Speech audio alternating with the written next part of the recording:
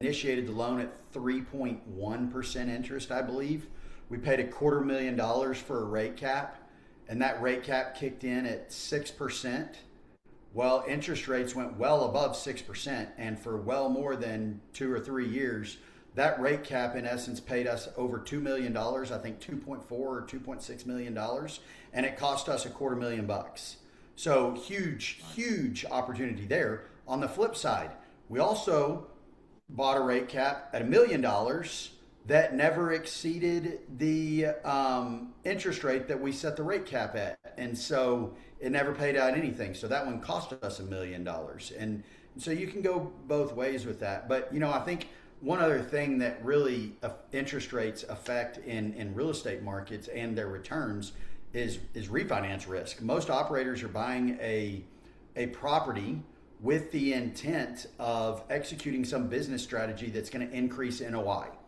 And in order to do that, typically you're going to have either distress on the asset or you're going to force some sort of vacancy for a while to turn units. All the while, your property is not going to be stabilized. So typically, if you're going to have a non-stabilized property during a business plan, you're not going to get traditional lending. It's going to be bridge financing. And your expectation is to get out of that bridge financing with a permanent refinance once you stabilize.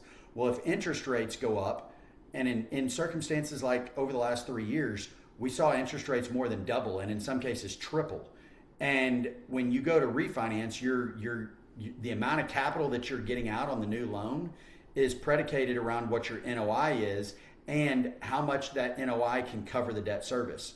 Well, if the new loan that's being refinanced is at 8%, and your original loan you originally underwrote it was at 3%, and maybe you underwrote to go as high as 6%, but now you're at 8%, that additional 2% applied to the NOI is going to affect your proceeds significantly, and you're going to end up not being able to refinance enough to take out the original loan. And that's what puts operators in scenarios like what I'm talking about that we have now, where there's huge opportunity in real estate, because now all of a sudden they've got a property that they're in at $21 million.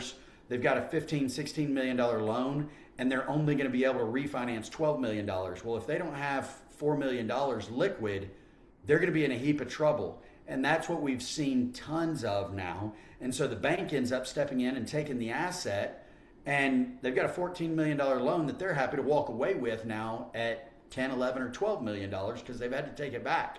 And so now an operator like ourselves with liquidity can step in and negotiate that discounted payoff with a lender.